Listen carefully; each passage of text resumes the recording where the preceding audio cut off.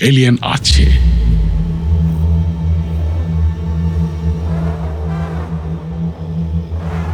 একজন বিখ্যাত বিজ্ঞানী তিনি বলেছিলেন, একে দেখে দূর থেকে তো মনে হচ্ছে এটা একটা স্পেসশিপ, কোনো সিভিলাইজ সভ্যতা তাদের স্পেসশিপ পাঠিয়েছে পৃথিবীকে দেখার জন্য।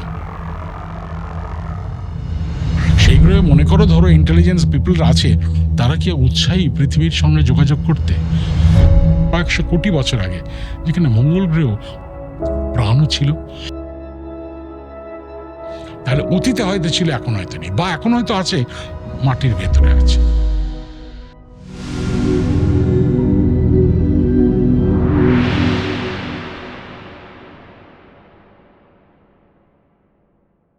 আমি স্যার জিজ্ঞাসা করব, এলিয়েন নিয়ে রিয়েল প্রুফ আমাদের কাছে কি কি আছে এবং এলিয়েনের অস্তিত্ব কতটা এখন অবধি প্রমাণ সাপেক্ষ?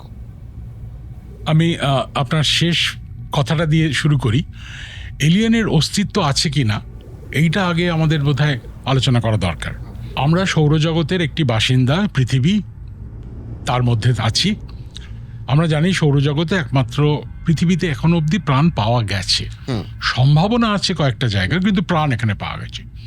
আমাদের যে আকাশগঙ্গা বা মিল্কি ওয়ে গ্যালাক্সি, তাতে প্রায় 20,000 কোটি তারা আছে।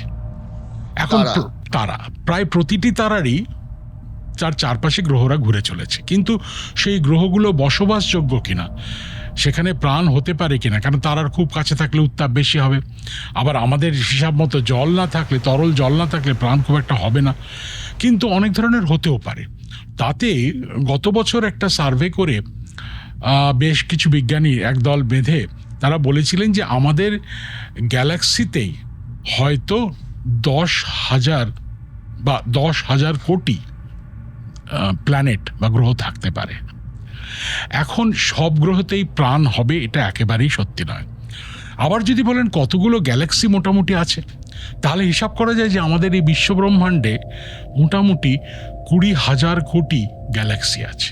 এই যে 20,000 কোটি গ্যালাক্সির কথা বলছেন, এটা কি অবজারভেবল ইউনিভার্সের মধ্যে, নাকি যে টোটাল ক্যালকুলেটেড ইউনিভার্স আছে সেখানে? এটা পুরোপুরি অবজারভেবল ইউনিভার্সের মধ্যে। এখন কেউ প্রশ্ন করতে পারে যে 20,000 কোটি কি বসে বসে ধরে ধরে কেউ দেখেছে? তা ঠিক নয়। মনে করুন আপনি একটা রাস্তার ওপরে ড্রোন ওড়াচ্ছেন, রাস্তাটা একটা ধরুন মেলা চলছে, বিভিন্ন জায়গায় লোক ঘুরে বেড়াচ্ছে।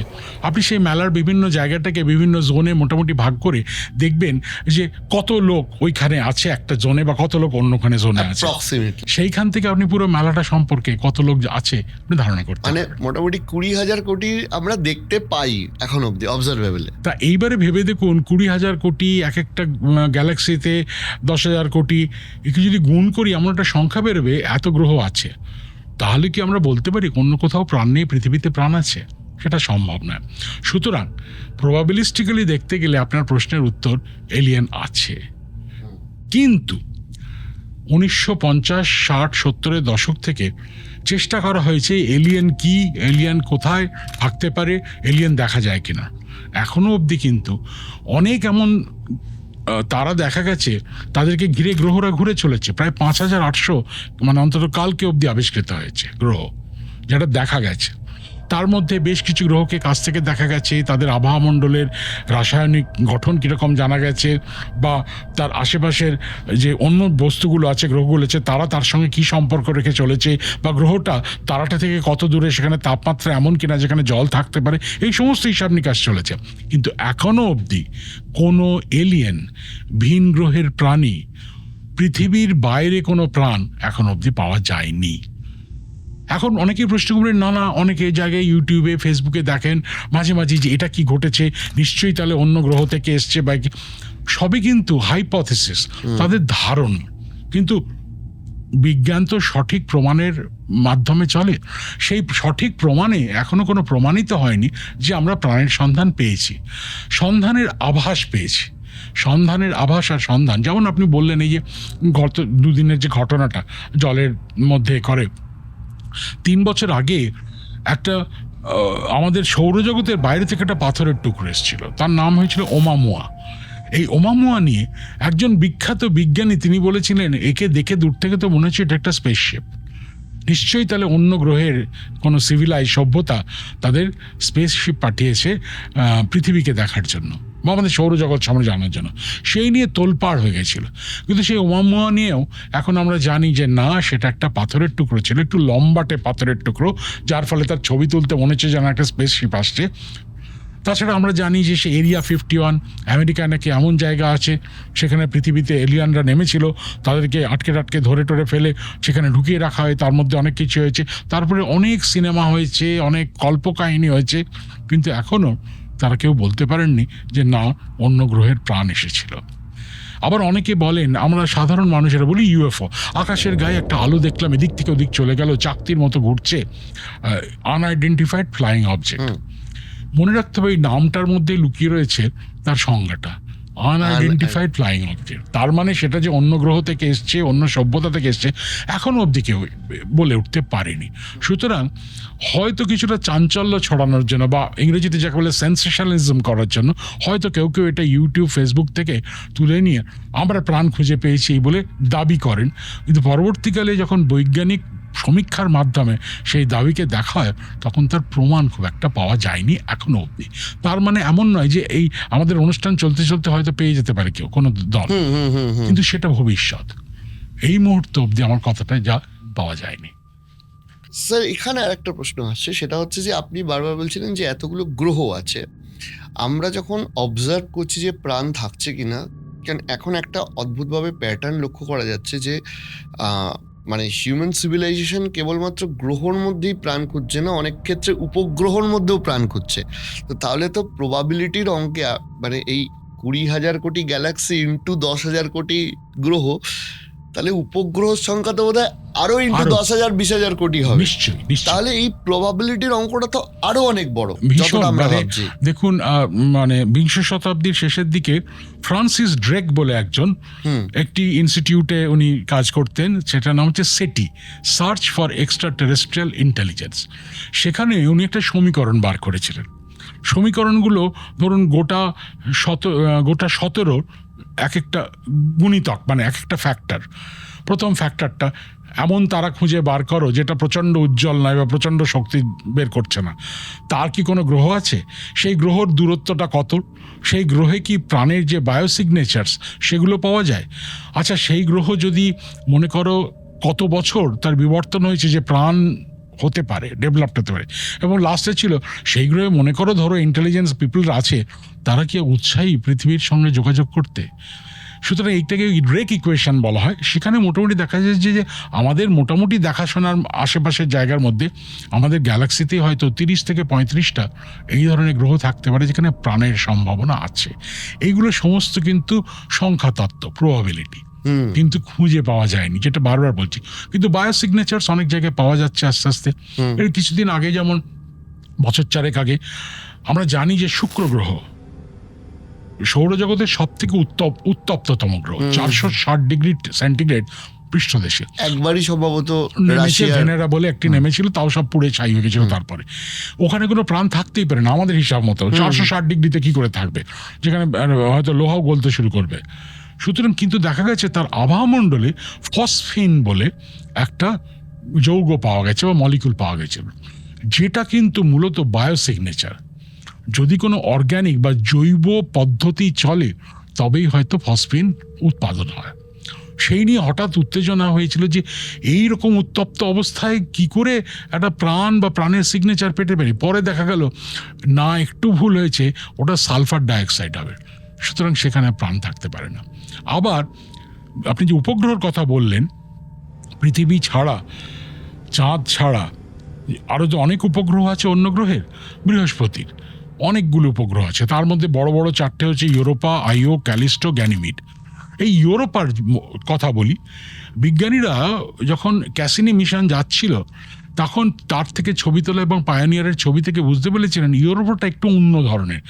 পাথুরেও ঠিক নয়, আবার চারিদিকে যে তরল জল আছে সেরকমও নয়, কিন্তু একটা এমন আভাস পাওয়া যাচ্ছে যেটা পরবর্তীকালে বর্ণালী বিশ্লেষণ করে, মানে স্পেকট্রাল অ্যানালিসিস করে জানা গেছে যে পৃষ্ঠদেশটা হয়তো পুরোপুরি জমাট জলীয় বরফ। এই জমাট জলীয় বরফের তলদেশের কথা যদি ভাবা যায় তাত্ত্বিকভাবে, তাহলে বোঝা যায় যে প্রচণ্ড পরিমাণে তরল জল আছে। এই তরল জলটা কিন্তু উষ্ণ, তার কারণ এর আকার আয়তন বড় বলে এর অভিকর্ষ চাপের ফলে ভেতরে উত্তাপ তৈরি হচ্ছে, তার ফলে তরল জলটা উষ্ণ, এবং সে উষ্ণ জল মানে প্রাণ থাকতে পারে। তাহলে কি ইউরোপার ভেতরে প্রাণ আছে? সেই প্রাণ কিন্তু এলিয়েন নয়, আমাদের সিনেমায় দেখে এলিয়েন নয়, সে তো এককোষী বহুকোষী ভাইরাস, ব্যাকটেরিয়া, প্যারাসাইট। এখন মুশকিল হচ্ছে সেখানে কিছু কিছু প্রবলেম অ্যারাইজ করছে, যে দেখা যাচ্ছে যে যে তাপ সূর্য থেকে আসছে সেটা ভেতরে ঢোকা বা ভেতরের তাপ বাইরে বেরোনোর যে অবস্থা সেটা হয়তো একটু শক্ত, কেন তরল একেবারে জমাট বাঁধা বরফ বেরোবে কী করে? সেই প্রবলেমটা একটু সলভ হলো শনি গ্রহের একটা চাঁদের ক্ষেত্রে, তার নাম এনসেলেডাস। আজ থেকে প্রায় 10-15 বছর আগে, 20 বছরের মতো হতে চলল, যখন একটি উপগ্রহ যাচ্ছে শনিগ্রহকে দেখতে, শনিগ্রহর চাঁদের আশেপাশ দিয়ে, দেখলো এনসেলেডাস থেকে উষ্ণ প্রস্রবণ, ইংরেজিতে করলে গিজার্স, বেরিয়ে আসছে, যেন প্রচণ্ড বেগে জলীয় বাষ্প বেরিয়ে আসছে। সে দেখে সবাই খুব অবাক হলো। তারপরে কাছ থেকে ছবি নিয়ে দেখা গেল যে এনসেলেডাসের পৃষ্ঠদেশ এরকম আঁকাবাঁকা অনেক ফাটল দিয়ে তৈরি। তারপরে বোঝা গেল পৃষ্ঠদেশটাও বরফ, এতে ফাটলগুলো ভেতরের জল ভেতর থেকে চাপ দিচ্ছে বলে বরফের চাদরে ফাটল ধরছে, আর তার ফাঁক দিয়ে বেরিয়ে আসছে জল। তাহলে সেখানে তো প্রাণ থাকলেও থাকতে পারে। এই জন্যই 2030-2032 নাগাদ ইউরোপা ক্লিপার এবং এনসেলেডাস ক্লিপার বলে দুটি মহাকাশযান হয়তো নামতে চলেছে, এখনো ফাইনালাইজ হয়নি। তারা নেমে কি করবে? নেমে একটা ড্রিলিং মেশিন বার করবে। সেই ড্রিলিং মেশিনগুলো আমাদের দেখা ড্রিলিং মেশিন না, ডগাতে একটা প্রচণ্ড শক্তিশালী লেজার থাকবে। সেই লেজারটা পড়ামাত্রই বরফ গলতে শুরু করবে। এরা ওই 10-15 কিলোমিটার হয়তো বরফকে গলিয়ে যেই মুহূর্তে যদি জল থাকে তরল জলে পৌঁছায়, একটা ছোট্ট রোবট যার নাম দেওয়া হয়েছে ক্রায়োবট। এই ক্রায়োবট, ক্রায়ো মানে তাপমাত্রা কথা ভেবে, এই ক্রায়োবট বেরিয়ে ছবি তুলে পৃথিবীতে পাঠাবে। সুতরাং আর 5-10 বছরের মধ্যেই হয়তো আমরা জানতে পারবো প্রাণ আছে কিনা। তাছাড়াও টাইটান, শনি গ্রহের আরেকটা উপগ্রহ, সেখানে এই মুহূর্তে অবস্থাটা ভালো নয়, কিন্তু আগে হাইড্রোকার্বন মানে আমাদের প্রাণের যে উৎস, সেটাও অনেকে বিশ্বাস করেন যে হাইড্রোকার্বন আছে বলে পৃথিবীতে। সেইগুলোর বড় বড় হ্রদ, এমনকি সমুদ্রের মতো হয়তো হাইড্রোকার্বন ছিল, যার কিছুটা অবশিষ্টাংশ এখনও তার দেখা যায়। সুতরাং সেখানে প্রাণ ছিল কিনা। এইবারে আসি মঙ্গল গ্রহে, আমাদের প্রতিবেশী। আপনারা হয়তো জানেন পৃথিবী 23 ঘন্টা 54 মিনিটে একবার নিজের চারিদিকে ঘোরে। মঙ্গল গ্রহ 25 ঘন্টা 10 মিনিটে নিজের চারিদিকে ঘোরে। পৃথিবী 23.5 ডিগ্রি হেলে সূর্যকে প্রদক্ষিণ করে, মানে সূর্যের সঙ্গে প্রদক্ষিণ করা যে অক্ষ, তার থেকে নিজে 23.5 ডিগ্রি হেলে ঘোরে। অনেকে এটাকে নিয়ে কতবার বলেছিলেন না ওটা 23.5 না 66 হবে। 23.5 আর 66 যোগ করলে 90 হয়। কেউ ওপরটা বলছেন, আমি নিচটা বলছি। এই ঘোরে বলে পৃথিবীতে ঋতু পরিবর্তন হয়। আমরা ছোটবেলায় সবাই ক্লাস 5, 6, 7 পড়েছি। ঋতু পরিবর্তন হয় বলেই আবহাওয়ামণ্ডলে তাপের পরিবর্তন ঘটে, এমনকি বাতাসের স্রোত জন্মায়। আর এই বাতাসের স্রোত কিন্তু খুব দরকার। তার কেন? মূলত সাগর মহাসাগর থেকে জল বাষ্পীভূত হয়ে সেই বাষ্প মেঘ তৈরি করে সে কিন্তু এই বাতাসের স্রোতের সঙ্গে পৃথিবীর ভূখণ্ডের ওপরে এসে বৃষ্টি হয়ে ঝরে পড়ে পৃথিবীকে সুজলা করে, তার ফলে প্রাণ। সুতরাং মঙ্গল গ্রহেও সেটা হতে পারে, কারণ মঙ্গল গ্রহ 25 ডিগ্রি হেলে ঘুরছে। মঙ্গল গ্রহের তো মাধ্যাকর্ষণটা অনেক। এইবারে প্রশ্ন আসে যে পৃথিবীর থেকে মঙ্গল গ্রহের পার্থক্যটা অনেক জায়গায়। যেমন আমাদের আবহাওয়ামণ্ডলে অক্সিজেন আসে বলে আমি এই মুহূর্তে নিঃশ্বাস নিয়ে কথা বলছি। মঙ্গল গ্রহে অক্সিজেন নেই, প্রায় 96% কার্বন ডাইঅক্সাইড। সেখানে তো কোনো প্রাণ, আমাদের চেনা প্রাণ থাকতে পারে না। তাছাড়া আমরা যে এই যে মোটামুটি হেঁটে চলে রাস্তা দিয়ে বেড়াচ্ছি বা লাফিয়ে উঠলে যে আকাশে পৌঁছে যাচ্ছি না, তার কারণ পৃথিবীর একটা আবহাওয়াজনিত চাপ আছে। মঙ্গল গ্রহের সেই চাপটা পৃথিবীর থেকে 1%। সুতরাং যেটা ঘটে, যদি জলীয় কোনো বাষ্প থাকে সেগুলো উড়ে চলে যাবে, থাকবে না, যেটা ঘটছে। কিন্তু বিজ্ঞানীরা ভাবছেন যে এমন কি কোনো সময় ছিল কয়েকশো কোটি বছর আগে যেখানে মঙ্গল গ্রহেও ওরকম তরল জল ছিল, প্রাণও ছিল। কেন তরল জল যে ছিল তার প্রমাণ কিছু কিছু পাওয়া গেছে। যেমন আমরা জানি যে গ্রীষ্মকালে যখন পুকুর ছেঁচা হয়, পুকুরের তলায় যেমন কাদা এবং কাদা বালির যে একটা প্যাটার্ন তৈরি, একেবারে সেই প্যাটার্ন সমস্ত পাওয়া যাচ্ছে মঙ্গল গ্রহে। তাহলে অতীতে হয়তো ছিল, এখন হয়তো নেই, বা এখন হয়তো আছে, মাটির ভেতরে আছে। সুতরাং আমাদের সৌরজগতেই যদি এতগুলো প্রাণের বায়োসিগনেচার্স হিসেবে পাওয়া যায়, এবার ভেবে দেখুন এত গ্রহ, তার মধ্যে নিশ্চয়ই পাওয়া যাবে, নিশ্চয়ই প্রাণ থাকবে। কিন্তু বিজ্ঞানের কথা চরৈবেতি এগিয়ে চলো যতক্ষণ না প্রমাণ পাও।